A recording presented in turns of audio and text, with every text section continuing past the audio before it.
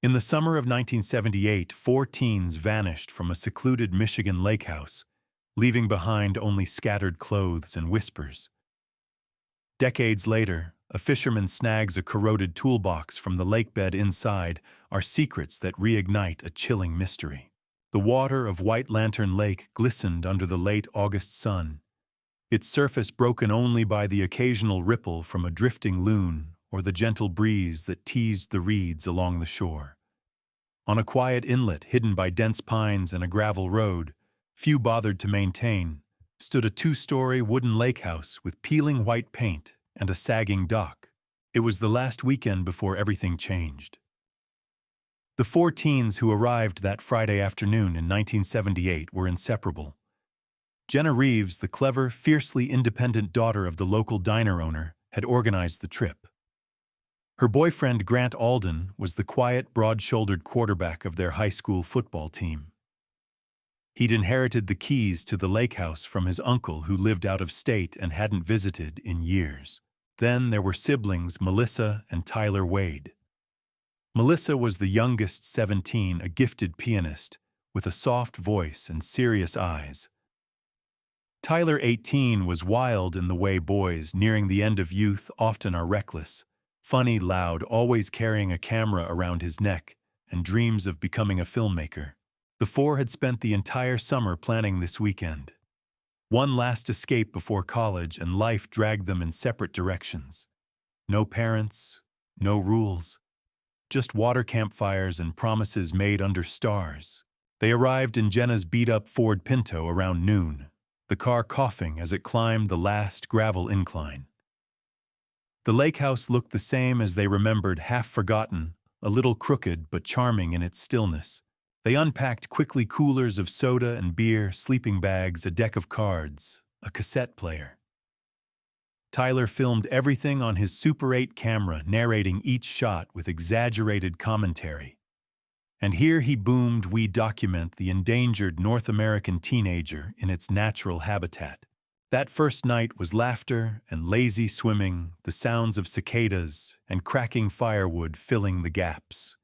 Jenna roasted marshmallows, Melissa played guitar, and Grant recounted a local legend about the lake's drowned whisperers, supposed spirits of those who'd gone missing on the water over the decades.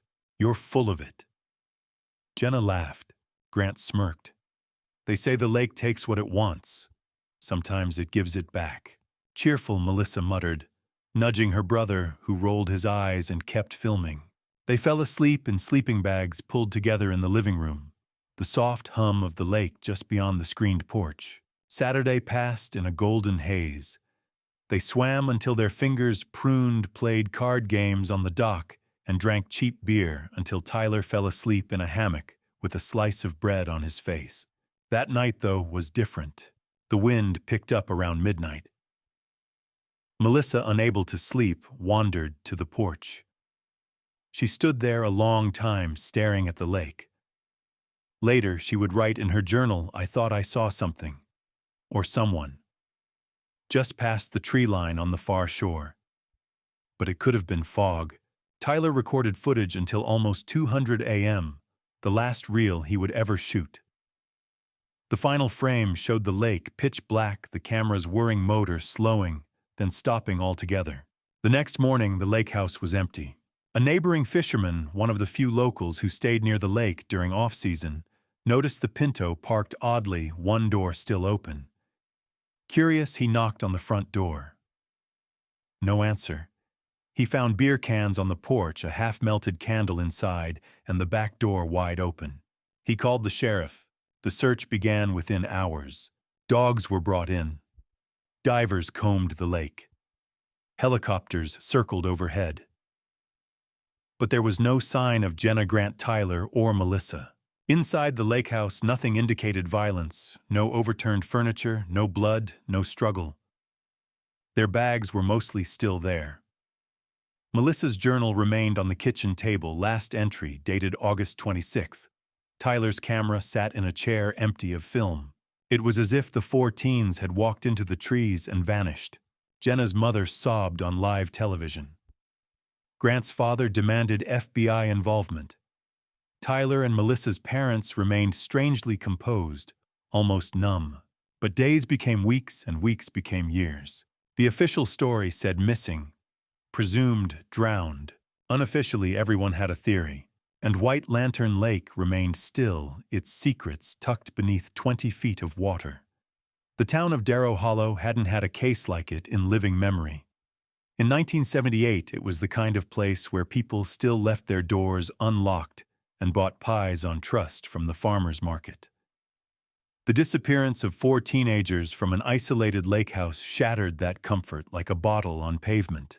The investigation into the teens' disappearance unfolded rapidly at first.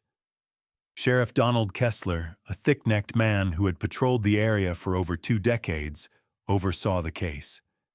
He brought in state police, and for the first week, the lakeside property buzzed with activity search parties in neon vests, scent-tracking dogs, divers with oxygen tanks, volunteers combing the tree line in tight formations. They found nothing. The Pinto was towed from the property after being dusted for prints. It revealed only those expected Jenna's mostly. No sign of foul play inside. The film reels found in Tyler's camera were sent to a lab for development. The final reel, once processed, offered no resolution, shaky footage of the dock. The lake rippling under moonlight, then static. No cries for help. No voices. Just the hush of water. Divers spent 2 full weeks searching White Lantern Lake. The lake bed was thick with silt and tree branches. Visibility was poor. The only items recovered were mundane old fishing gear beer bottles, a child's bicycle long rusted away. Rumors bloomed where facts failed. Cult activity, one man at the local tavern whispered. Drugs, said another. Kids get into things they can't handle. But the strangest theory came from a reclusive old man named Francis Dupree. He'd lived by the lake for most of his life, and when approached by reporters, he said flatly, "That lake don't give back what it don't want to." He refused to elaborate. Back at the lake house, the interior remained undisturbed after the first sweep. Investigators photographed the last known setting of the teens' lives, half-packed backpacks, a folded map of northern Michigan, a pack of playing cards fanned across the table. Melissa's journal was collected as evidence. Her final entry read, "The fog came back. Tyler says it's normal, but I don't know. I swear I heard something walking by the shore. I didn't want to wake anyone. Maybe it's just my head. I'll feel better in the morning." But the morning never came. Within 2 months, the search was suspended. There were no bodies, no evidence of a break-in, no witnesses. Sheriff Kessler, frustrated and exhausted, offered the only explanation he could. They must have gone for a swim. Maybe one fell in. Maybe the others tried to help. It happens fast, but that didn't sit right with the families. They knew that Lake Jenna's mother, Evelyn Reeves, told reporters. They weren't reckless. They were smart. Still, the sheriff closed the file as unresolved. Public interest faded. The lake house sat abandoned. By the following summer, grass pushed through the gravel drive. Paint peeled. Windows clouded with dust. The dock warped and sagged. Boaters gave the place a wide berth, murmuring stories they didn't quite believe. Some swore the place was cursed. Meanwhile, the families unraveled. Jenna's parents divorced 2 years later. Grant's father drank himself into bankruptcy and left town. The Wade's stoic pail moved away quietly, taking Melissa and Tyler's remaining possessions with them. As the years passed, the story of the 4 vanished teens became campfire fodder. New kids heard the story, secondhand details warped by time, how they'd been murdered by escaped convicts, or taken by the lake's ghost, or joined a cult and disappeared into the woods. No one could prove anything. A brief surge of interest returned in 1985 when a group of amateur paranormal investigators trespassed at the lake house and conducted a night-long spirit session. They claimed to capture unexplained knocking sounds and a voice whispering Melissa's name on a cassette tape. But skeptics pointed out the investigators were drunk and possibly high and their evidence proved inconclusive. The house remained, still untouched, unmoving. It sat in the reeds like a monument to absence.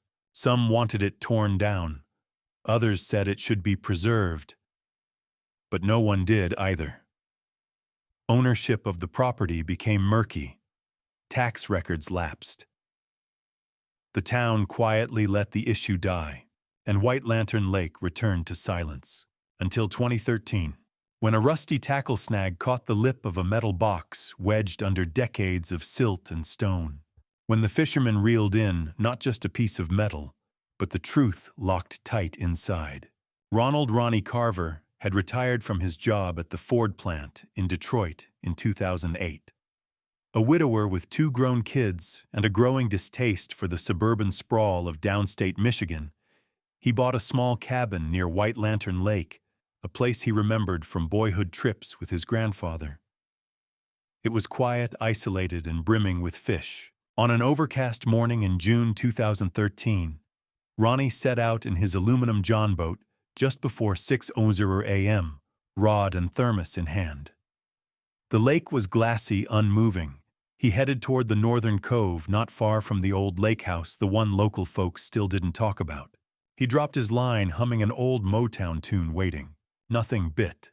But around 7:30, as he slowly reeled in and repositioned the boat, his line caught. It was heavy. He assumed it was a log or a piece of trash, maybe an old anchor. He leaned back, giving it steady pressure, feeling resistance. Then, with a sudden pop, it broke loose from the muck and scraped the hull with a metallic clunk. What surfaced was a box. Heavy. Corroded. About the size of a toolbox and sealed with rusted latches. It had taken on the black hue of lakebed sludge and smelled faintly of old oil and algae. Ronnie hauled it aboard, coughing at the stench. Curious, he pried at the locks with his tackle knife. It took nearly 10 minutes, and the breaking of a blade to finally flip one latch open, then the other. The lid creaked. Inside was a soaked, mold-spotted interior lined in flannel like a repurposed lunch pail. And tucked within were items that made Ronnie drop the box in his lap, stunned. 4 laminated school ID cards. Water-damaged but legible. Jenna Reeves, Grant Alden, Melissa Wade, Tyler Wade. Folded beneath them, a stack of Polaroid photographs, half dissolved but still visible. One showed the 4 teens posing on the dock. Another Tyler filming Jenna beside a fire. But a third photo caught Ronnie's breath. It showed the interior of the Lakehouse nighttime. Jenna was mid-motion, face turned toward the camera, eyes wide with something that looked like fear. Behind her stood a shadowed figure. Not Grant, not Tyler, not a reflection. Someone else. Beneath the photos lay a tightly folded piece of yellowed notebook paper, damp but intact. In spidery handwriting, ink smeared, he said no one would believe us, that he'd make it look like we ran. But if anyone finds this, tell my parents it wasn't our fault. Please tell them. Please don't let him do it again. The signature had nearly washed away, but what remained was 2 faint letters, M.W. Melissa Wade. Ronnie stared at the toolbox, his mouth dry. He turned the boat around and headed back to shore at full throttle. The sheriff's department in Darrow Hollow had changed hands several times since 1978. The current sheriff, a 39-year-old former state trooper named Lindsay Rowe, wasn't old enough to remember the case firsthand. But when Ronnie walked into her office carrying the rusted box, her deputy nearly dropped his coffee. Rowe reviewed the contents methodically. She scanned the IDs, made copies of the letter, and took photos of the photographs. Then she pulled the old file. It's still listed as an open case, she murmured. 4 missing persons. 1 presumed accidental drowning. No evidence, until now. Rowe issued a press release the next day. Carefully worded. Measured. New evidence has surfaced in the 1978 White Lantern Lake disappearance. Investigation is ongoing. It was all they needed. Within 24 hours, media trucks returned to Darrow Hollow. For the first time in decades, the mystery that had hung like a ghost over the lake stirred back to life. Allison Wade, now 49, the youngest of the Wade siblings, received the call in Seattle. "I never thought we'd hear anything again," she whispered to the reporter who caught her outside her home. "My siblings were never forgotten. I just didn't think anyone still cared." Jenna's mother had passed in 2009. Grant's younger cousin, now a lawyer in Chicago, reached out to offer assistance. Tyler and Melissa's father declined interviews but sent a handwritten statement. "We always believed something was buried. Now it's beginning to surface." Sheriff Rowe reopened the case file. She formed a task force. Interviews began again, and the Lakehouse, still standing just barely, was sealed off with yellow tape and a padlocked gate. The water had hidden the truth for 35 years, but now it had given up its first piece. The Lakehouse stood like a decaying relic from another life, its frame sagging windows, blind with grime roof half caved over the northern eave. Grass curled around its foundation in thick, unchecked tufts, and moss had overtaken the wooden stairs that led up to the porch. A loose screen door hung askew, creaking softly with each brush of the wind. Sheriff Lindsay Rowe stood before it, with gloves already on, and a crime scene kit slung over one shoulder. Her team had already marked the perimeter with yellow tape, though most of the locals gave the place a wide berth as a rule. For the first time since 1978, law enforcement was preparing to enter the Lakehouse as an active scene. "I want everything documented," Rowe instructed her team. "Photographs of every room. Note disturbances, mold damage, anything out of place that looks too new or too old." The front door opened with a groan. Dust exploded into shafts of sunlight from the broken window panes. The living room was exactly as the 1978 photos had captured it, abandoned in the middle of living. A warped deck of cards on the coffee table, an overturned beer bottle beneath the couch, faded blankets in a pile near the hearth. But now they saw things that hadn't been noticed before. Behind the couch near the floor molding, one deputy noticed something strange, a gap between two panels in the wall, barely visible under a layer of grime. He tapped on it. "Hollow." "Sheriff," he called. "You're gonna want to see this." Rowe stepped over and crouched. She used a crowbar to pry the panel loose. Behind it, nestled in the insulation, was a small metal box. Inside, a charred Super 8 film canister, its label mostly scorched, but with two legible letters, TW. Tyler Wade, Rowe whispered. The canister was carefully bagged. It would require specialist treatment, but if the film could be salvaged, it might offer new footage, new context. In the upstairs bedroom, another discovery behind a warped dresser in what had likely been Melissa's sleeping area, a spiral notebook was wedged between the wall and the back panel. Mold had claimed the first few pages, but the middle was intact. Sheriff Rowe opened to a random entry and read, "Tyler says we shouldn't have come. He's scared. Not of the lake of him. We know he's watching us, but no one wants to say it." There was no name, just him. In the following days, Rowe focused her attention on unearthing who this him was.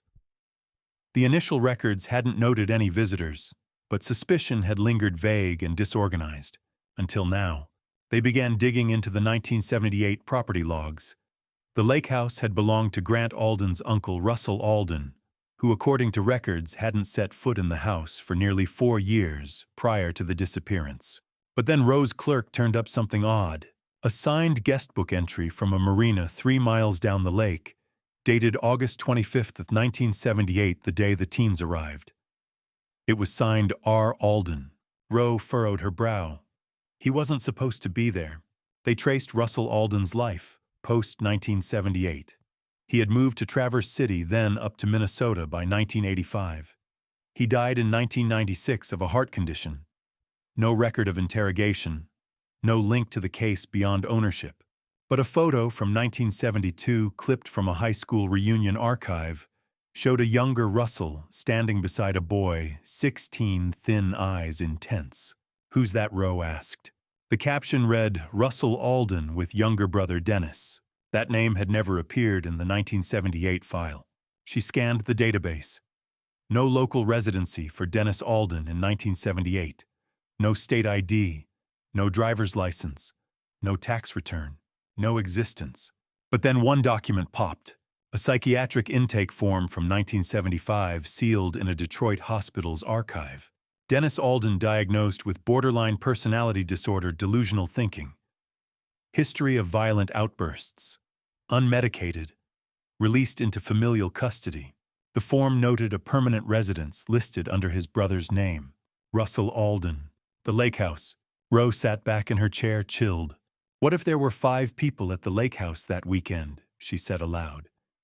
And only 4 were supposed to be there. Meanwhile, news of the Toolbox discovery had spread nationwide. A small-time YouTube sleuth named Marcus Daly posted a viral video retracing the disappearance, incorporating drone footage and overlays of the original Lakehouse floor plan. But it was an anonymous commenter beneath the video that shook Allison Wade when she read it late one night. They didn't vanish. They were silenced. He was already there when they arrived. Attached was a blurred scan of a photo Allison had never seen, a group shot of the 4 teens on the dock and a shadow at the edge in the trees, half out of frame. She forwarded it to Sheriff Rowe. Rowe stared at the photo for a long time before calling her team. "Reopen every box," she said. "We're missing a 5th name." The Toolbox discovery had pulled at the first thread of a long-forgotten mystery, but now that thread was unraveling the entire tapestry of the case. As Sheriff Lindsay Rowe's task force cross-checked every detail from the original 1978 investigation, one thing became painfully clear: someone had been overlooked. Someone who had not only been present at the Lakehouse that weekend, but had never been meant to be there. Dennis Alden, the younger brother of Russell Alden, owner of the Lakehouse, a man erased from town memory. A name never mentioned in the original police report. A shadow in the background of a photograph. Run his name through psychiatric holds, criminal databases, known aliases, anything. Rowe instructed her team. It didn't take long to find the trail, though faint and nearly erased. Dennis had been institutionalized intermittently during his teens and early 20s. A violent outburst at 14. Arson attempt at 16. Discharged in 1975 into the custody of his older brother Russell. The listed address, the Lakehouse at White Lantern Lake, from 1975 to 1978. There was no record of Dennis enrolling in any school, obtaining any employment, or receiving any further medical care. It was as if he had vanished, just like the teens. But Rowe no longer believed in coincidences. A tip came unexpectedly from a librarian at the Darrow Hollow Public Library, a woman named Iris Moreland, who had been working there since the 1960s. She'd seen the sheriff's public bulletin about the reopened case, and something in it stirred an old memory. "I remember a boy, strange eyes, very quiet, who came in a few times during the summer of '78, Iris recalled. He checked out books on photography, architecture, and one about survival shelters. Said his name was Daniel, I think. But he signed the logbook with initials. D.A. She still had the logbook. Rowe flipped through it and found the entry, August 20th, 1978. D.A. Wilderness Survival for Beginners. The Lakehouse's dock journal, a ledger for maintenance that Russell Alden had kept in the early years, had also been retrieved from a basement storage box at the county deeds office. A final entry, crudely written, dated August 25th, simply read, D here. Staying for a while. No one knows. That same day, the teens arrived. Jesus, Rowe muttered. He was already there. She issued a formal request to access the basement of the Lakehouse, which had remained sealed since mold overtook the lower levels. Structural specialists cleared the descent, though the air was thick with rot and mildew. What they found beneath the floorboards would change everything. Hidden behind a false panel in the old coal bin was a low, dirt-floored room. Small, cramped, built deliberately.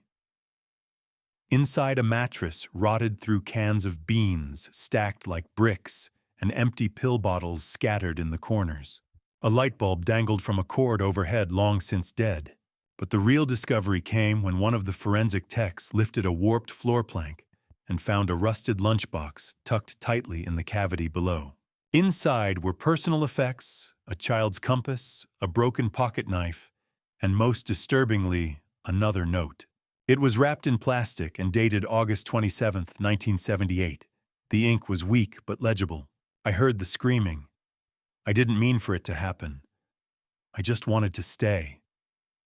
They didn't know I was watching them. But then Grant saw me. He said he'd call someone. I couldn't go back. I didn't mean to hurt her. Or the others. I don't remember how many times. I just didn't want to go back. It wasn't signed. But on the back was a single word scrawled repeatedly, almost desperately. Sorry. Rose stared at the note, gut twisting. The horror hadn't been outside the Lakehouse. It had been inside it the entire time. A fifth person. A mentally unstable man hidden by a family, unwilling or unable to acknowledge the danger. And now, decades later, the lake was beginning to confess. Back at headquarters, they continued sorting through the toolbox items. One envelope had been missed during the initial review, wedged behind the lid padding. Inside was a waterlogged, nearly dissolved cassette tape labeled in smeared marker play if found Melissa Wade. Rose sent the tape to a forensic lab for recovery. The news hit the town like thunder. A secret brother. A hidden room. A tape. Reporters descended again, hungry for each new revelation. In Seattle, Allison Wade watched the headlines unfold, her face pale under the blue light of her laptop. When she received the call from Roe about the tape, she flew out the next day. She wanted to be there when it played. 35 years after her siblings vanished, she was about to hear Melissa's voice again. The tape was heavily degraded. It had spent over 3 decades exposed to water bacteria and decay, yet somehow it had survived partially.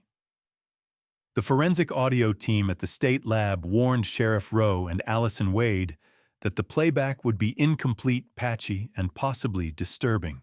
They were right.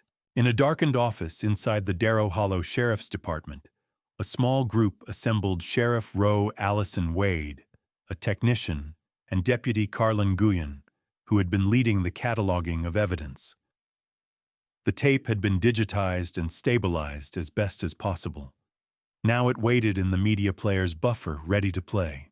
Allison sat with her hands clenched in her lap. Her knuckles were white.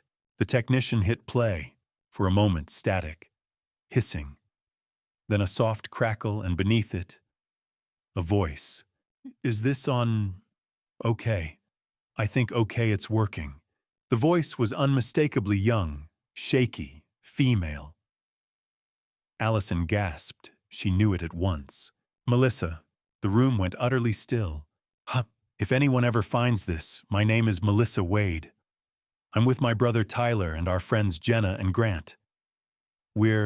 Something's wrong. We thought we were alone, but someone's here. Someone who shouldn't be." A pause. The sound of heavy breathing. "We were going to leave today, but last night we saw him. A man. He was in the trees near the dock. Grant chased him, but he disappeared. Tyler thinks he's been watching us for days. He doesn't say anything, just stands there." A garbled hiss cut through the next few seconds. "I found something in the basement this morning. There's a room, a bed, cans of food. He's living here. I don't think Grant knows yet. Jenna's scared. Tyler won't stop filming." Another jump, then a loud bang in the background. Melissa screamed. "I have to go, he's in the house." Click. End of file. The silence that followed was suffocating. Allison covered her mouth with one hand, eyes brimming. She had waited 35 years to hear her sister again, and now she had. Just for a moment. But it had confirmed everything she feared. Everything she knew. She was right, Allison whispered. They weren't alone. Sheriff Rowe leaned back, jaw tight. That's a confession. Not just from Dennis, but from Melissa. She knew. They all knew. The tape was submitted into the record. Rowe filed an affidavit requesting that the case status be changed from missing persons to homicide suspected serial offender. The DA approved it within the hour. But the revelations weren't done. Deputy Nguyen, poring over supplemental materials from 1978, discovered something strange in the initial intake files, a page missing from the Lakehouse's inventory list. It had been folded into the wrong folder decades ago, likely by mistake. On it was a note written by the original deputy who had responded to the scene. Found a second mattress in the basement, looked recently used, didn't match other bedding, noted smell sweat mildew, possibly squatters will report. There had been evidence. It had been overlooked or ignored. Sheriff Rowe tracked down the deputy who had written it, retired now living in a care facility 2 towns over. His name was Mark Tilson. Tilson, now in his 70s and on oxygen, barely remembered the call. But when shown the note, he squinted at it and said, "Oh yeah. That place gave me the creeps. Thought maybe a drifter had squatted there." "You never followed up?" Rowe asked gently. "No one wanted to dig deeper," he muttered. Sheriff said it was an accident. They drowned. Told me not to waste the county's money chasing shadows. That sheriff had been Donald Kessler, and now it was clear this hadn't just been a tragic oversight. It had been buried, intentionally. Allison stood before the lake house that afternoon. She hadn't seen it in over 30 years. It looked smaller now, less like a place of mystery, and more like a broken dollhouse caving in under the weight of its secrets. Inside, investigators found the last piece. Beneath a rotted beam in the far corner of the basement near the hidden room was a bundle wrapped in waxed canvas protected from the elements. Inside were film reels. Dozens. Tyler's work. Sheriff Rowe labeled them one by one. But 2 reels specifically were marked with red ink. 8:26 morning, 8:26 night. They were rushed to a preservation lab, and in one of them, nearly 45 seconds in the camera shook violently, and then turned, showing a pale figure behind the curtain, just barely out of focus. Eyes wide, holding something, and grinning. The film ended there, but it was enough. The discovery of Tyler Wade's film reels hit the media like a lightning bolt. News anchors ran grainy stills of the pale figure captured behind the Lakehouse curtain. Online forums speculated wildly about the identity of the man, some citing urban legends about the lake, others digging deep into the psychological profile of Dennis Alden. But for Sheriff Lindsay Rowe and her team, it was no longer speculation. The evidence had shifted the narrative from tragic accident to cold-blooded murder committed by a man who had lived undetected and unacknowledged for decades. And now she needed to find out what had become of him. There was just one problem: Dennis Alden hadn't been seen since 1978. Russell Alden's records didn't list Dennis as a dependent or co-resident after the Lakehouse incident. And Russell himself had died in 1996. But his probate file contained a surprise: a letter. It had been submitted during the estate closing process. A handwritten request signed by a man named David Archer requesting exclusion from property inheritance. It claimed no legal right to Russell's estate, but expressed condolences for the loss of a brother. Rowe's eyes narrowed. David Archer. The handwriting looked familiar: shaky, elongated strokes, oddly childlike for a grown man. She submitted the name to the DMV and Social Security databases. One result popped: a David Archer, born 1955, currently residing in a remote, unincorporated township in northern Wisconsin. No criminal history. A single utility bill. No phone number. A ghost. The alias was Dennis Alden. Rowe assembled a team and made the call to Wisconsin law enforcement. Within days, they had a warrant and an address: a rundown trailer at the edge of a frost-gnarled forest, 3 miles from a frozen lake. They approached cautiously. The man who opened the door was gaunt pale, with deep-set eyes and a trembling lip. 68, but looked much older. Dennis Alden Rowe asked. He blinked slowly. No, he said. My name's David. We know who you are. He didn't deny it. They found artifacts inside newspaper clippings of the 1978 disappearance, a journal referencing the Lakehouse, and most damning, a single photograph the teens on the dock. Folded, creased, kept. Back in Darrow Hollow, the Lakehouse basement had yielded even more disturbing discoveries.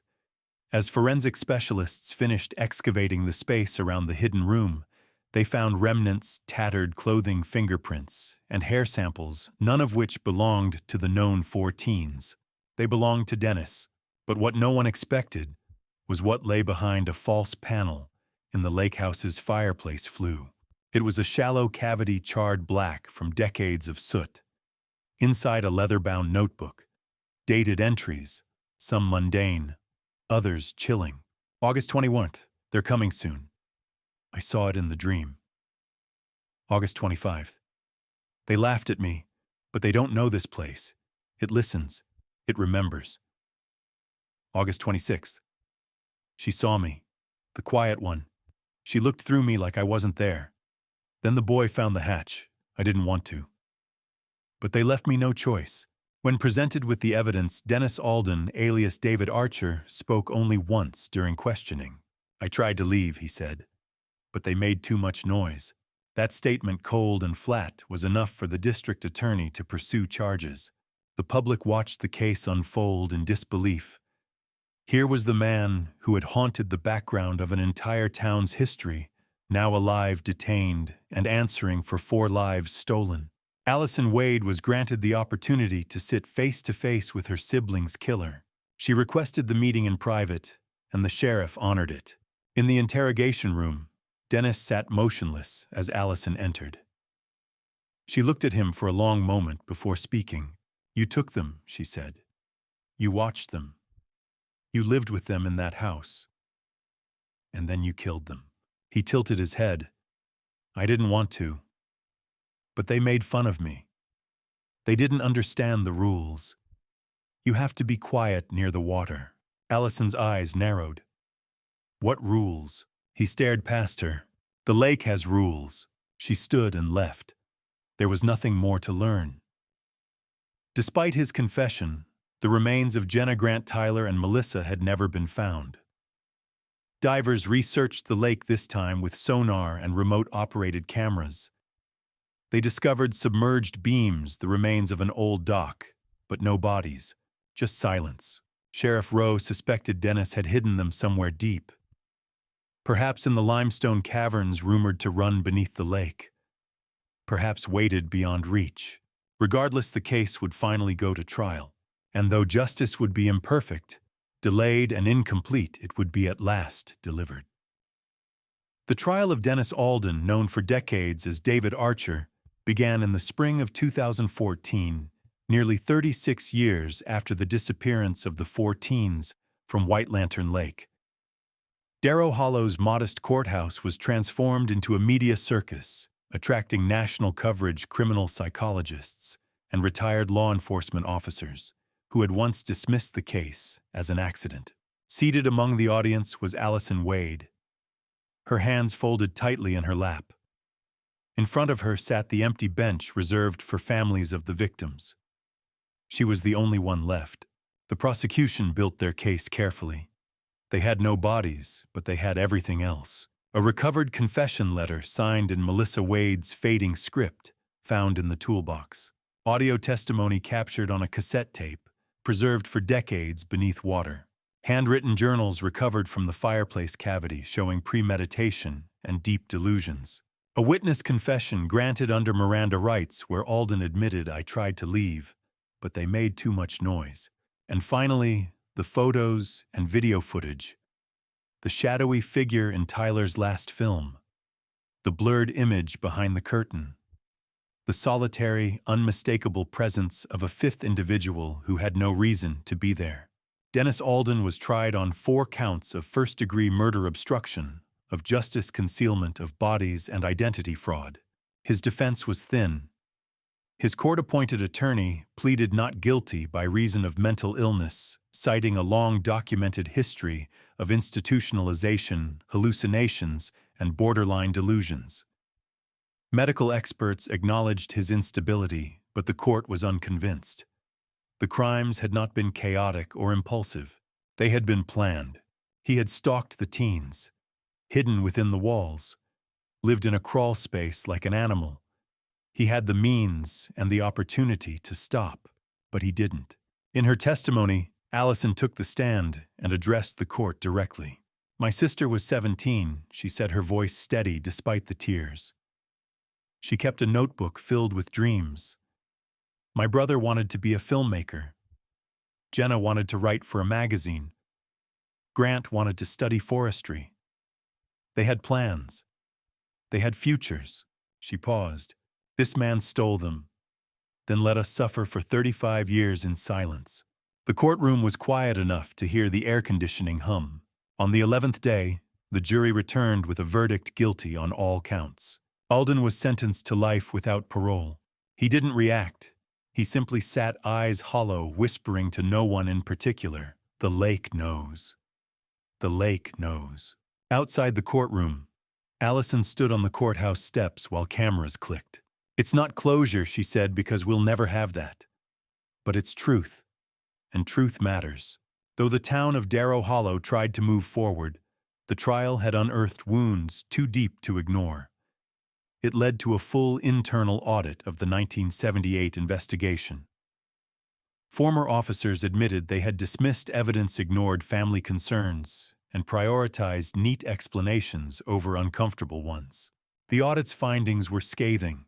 The original sheriff, Donald Kessler, had minimized the early warnings. The mattress in the basement, the strange footprints outside the window, the unnamed neighbor who had reported seeing a figure crouched in the trees on the morning of August 27th. None of it had made it into the official record. The result was a decades-long miscarriage of justice. The county issued a formal apology to the families of the victims. A settlement fund was created in their names, and then, as if needing to erase the site of tragedy, the town voted to demolish the Lakehouse. But Allison intervened. "Don't tear it down," she told them. "Preserve it." With her support and the backing of victims' rights organizations, the Lakehouse was transformed into a cold case archive. Not a museum, but a place of remembrance and reflection. One room remained sealed, the basement where the evidence was found. Visitors could peer through reinforced glass into the space that had held so much silence. Outside, a small plaque was mounted beside the stone path leading to the dock. "In memory of Jenna Reeves, Grant Alden Tyler Wade, and Melissa Wade, 1978, gone but never lost." 1 year after the verdict, Allison visited the lake alone. She walked to the end of the dock, sat cross-legged on the weathered planks, and listened. The lake was still. She pulled a worn cassette from her pocket, the digitized copy of Melissa's tape, and placed it in her handheld player. She hit play, crackling static, then her sister's voice again. "My name is Melissa Wade. If anyone ever finds this..." Allison closed her eyes, letting the words settle over her like a breeze.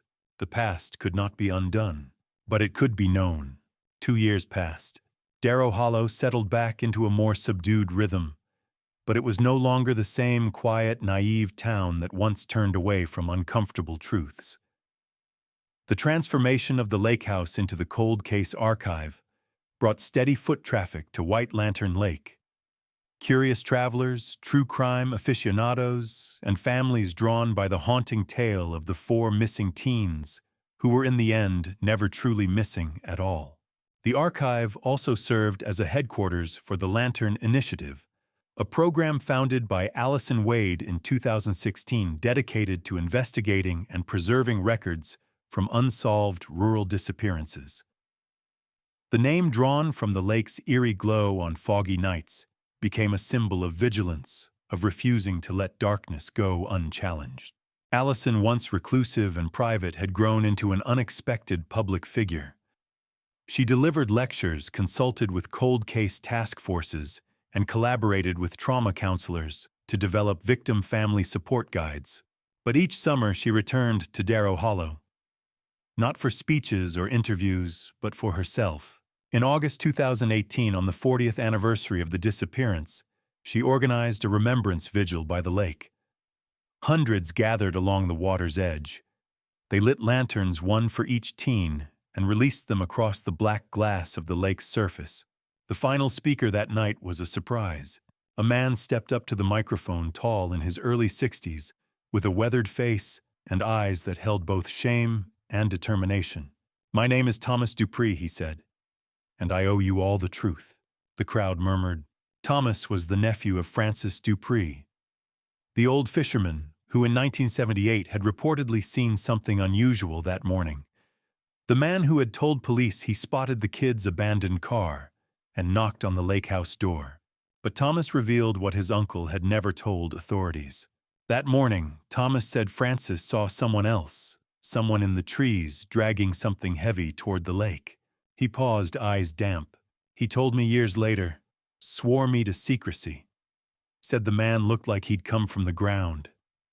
Filthy, muddied, and smiling." Gasps rose from the crowd.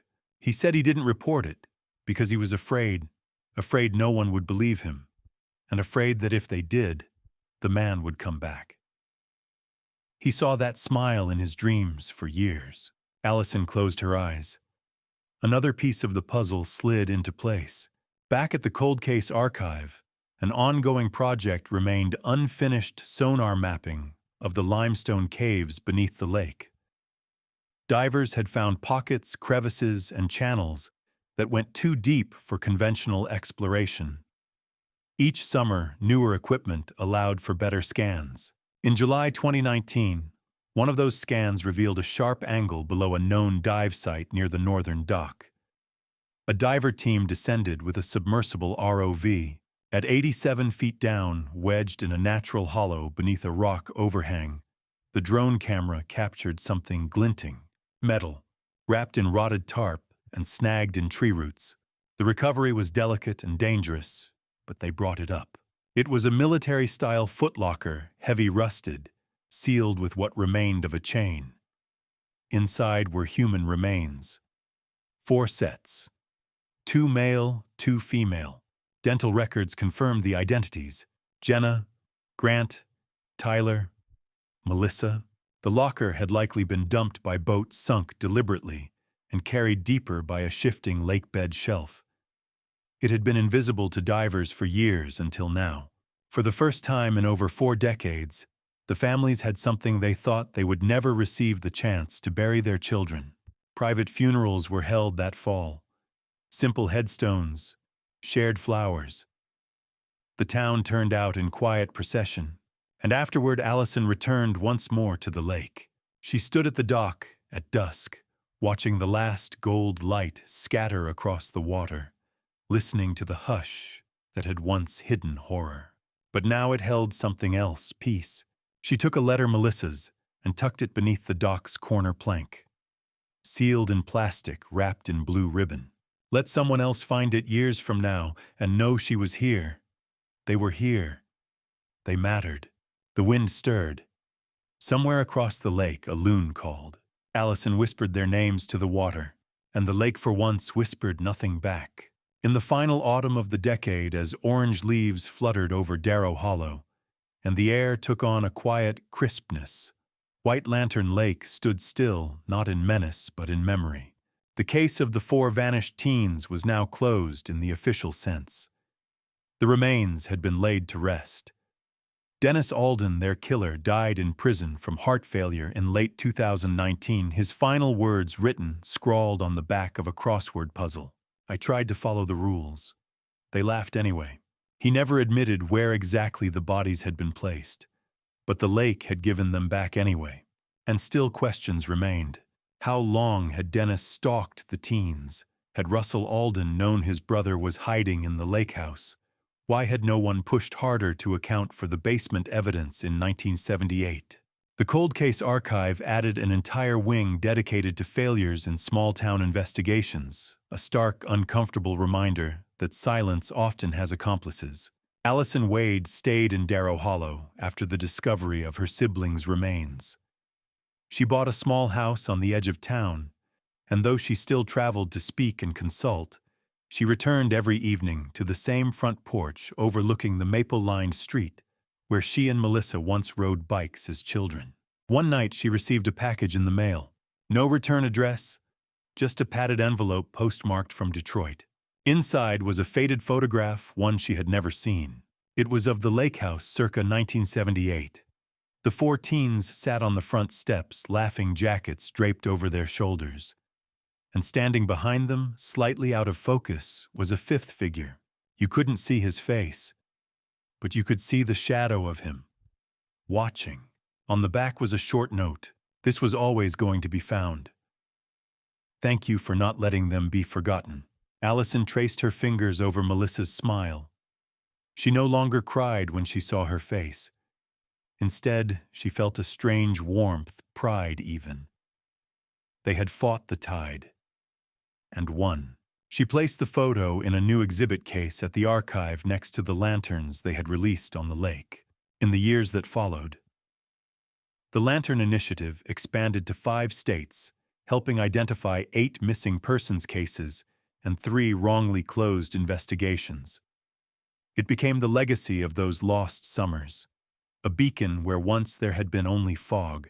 Each August, Darrow Hollow held a vigil. Children now played near the water's edge. Visitors walked the old trail to the archive, and those who remembered the fear now spoke openly without shame. On the 40th anniversary of the disappearance, Sheriff Rowe, now in her final year of service, addressed a crowd on the very dock where the teens had last stood. We were told they drowned. We were told to forget. But this lake kept its truth buried until someone cared enough to listen. Behind her lanterns floated once again onto the water. Allison watched from the edge, holding a single paper flower in her hand. She whispered her siblings' names, and for the first time in 40 years, she felt them answer not in voice but in stillness. The lake had stopped keeping secrets, and in that peace the story ended. 4 teens disappeared from Lakehouse in 1978. 35 years later, a fisherman hooks their locked toolbox is a haunting, slow-burn mystery rooted in the disappearance of 4 high school seniors, Jenna Reeves Grant, Alden Tyler Wade, and Melissa Wade, during a final summer weekend at a remote Michigan lake house. For decades, their vanishing was dismissed as a tragic accident, a presumed drowning with no bodies ever recovered.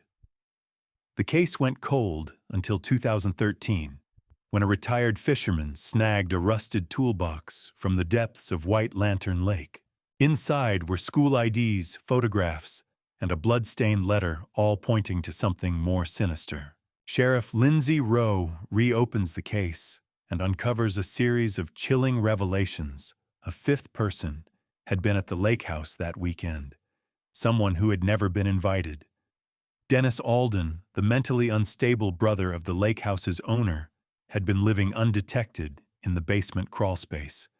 Through recovered film reels, Melissa's cassette tape, and handwritten confessions, investigators learn how Dennis stalked and ultimately murdered the teens, his presence ignored, his name scrubbed from records. Decades later, living under an alias, Dennis is found and brought to justice. His trial and conviction bring long-awaited answers to grieving families. But the final closure comes when sonar scans of the lakebed reveal a submerged military-style footlocker containing the teens' remains, placed there by Dennis, hidden for 35 years. This story is one of relentless pursuit of memory refusing to fade, and of justice long delayed but not denied. Through the determination of Allison Wade, the sister of 2 of the victims, the truth is finally brought to light. The lake, once a place of legend and fear, becomes a site of healing and remembrance, proof that even the deepest secrets cannot stay buried forever.